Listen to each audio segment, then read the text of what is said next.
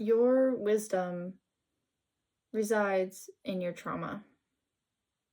So, in order to gain wisdom, you need to seek it through your trauma.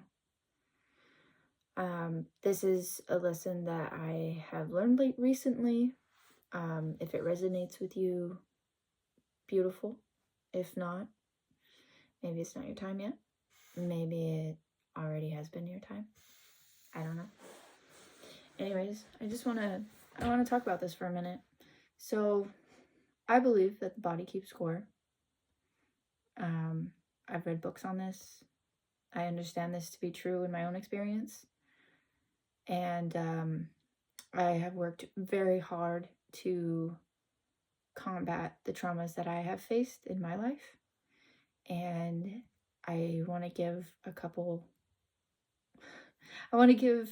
pointers of what I did and how I moved through it, how I continue to move through it, because it's an ongoing battle.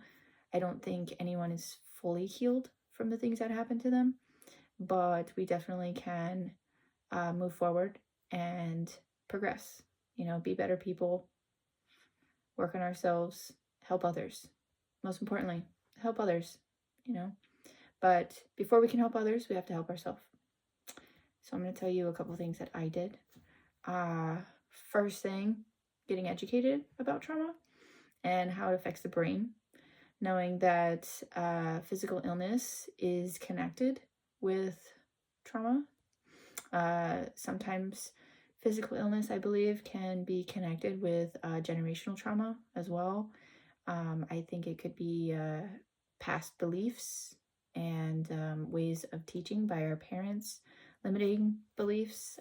They can become blockages, which stops the flow of life from going through our bodies. So in order to break through those barriers, we need sometimes some extra help. Acupuncture, I'm a firm believer of that. I think it helps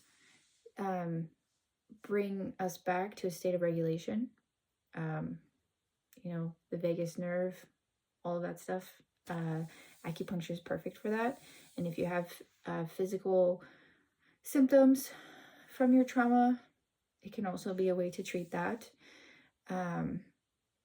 Obviously, if you have medical issues, then you also go to your doctor and talk to them about it. But I found that acupuncture really helped me. Also, movement. Movement is very, very important. Somatic dancing has been really helpful for me, being very conscious about my movements and dancing in free form, without judgment, just finding the beauty in it, in itself, and the feeling, listening to music that you enjoy while you're doing it. Another thing that's been really helpful, has been, you also have to have a safe environment, or at least a regulated environment, calm, you want to be independent. Kind of sucks to rely on, it's nice to be able to rely on someone while you're healing, but at the same time, eventually that, stops. And if you have forgotten how to live independently, it could be quite scary and daunting, especially if you've allowed someone to help you during that process. You're going to have to stand on your 2 feet eventually. But anyways, back to the other thing, I would say energy work.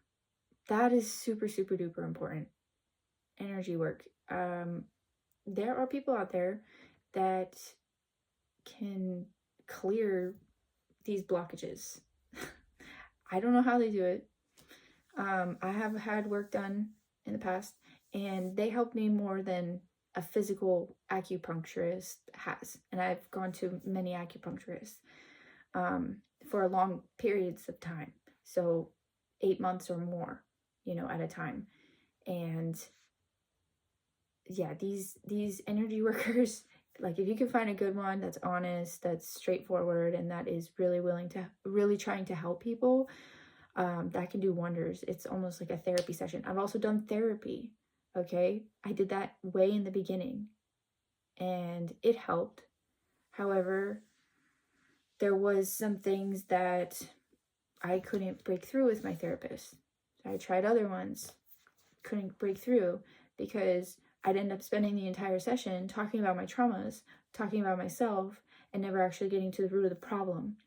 And so that's what these energy workers, they kind of specialize in, and it can be really helpful because a lot of times they don't need to hear your story. They just need to hear, like, okay, what are you experiencing? What pain elements are you experiencing? You tell them, and they're like, okay, we're going here, and we're going to acknowledge these subconscious feelings. You know, I feel weakened when I feel responsible for my siblings. I feel weakened when I feel responsible for my parents' decisions. You know, these are things that are going in the background of our minds all the time, and we don't realize it, but it impacts our everyday decisions. Yeah, I've had social anxiety cleared from that, depression. My digestive system has essentially healed completely, which was, I don't even want to get into that, but that was really awful. And yeah, just a number of things. Migraines, gone. I used to have migraines twice a week for months, and now I get one every once in a while, if that. And a lot of times it's either because I'm dehydrated or I need sleep. It's not because of my trauma anymore.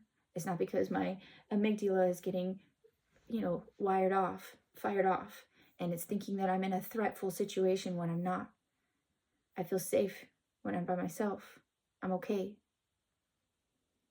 I'm gonna be okay.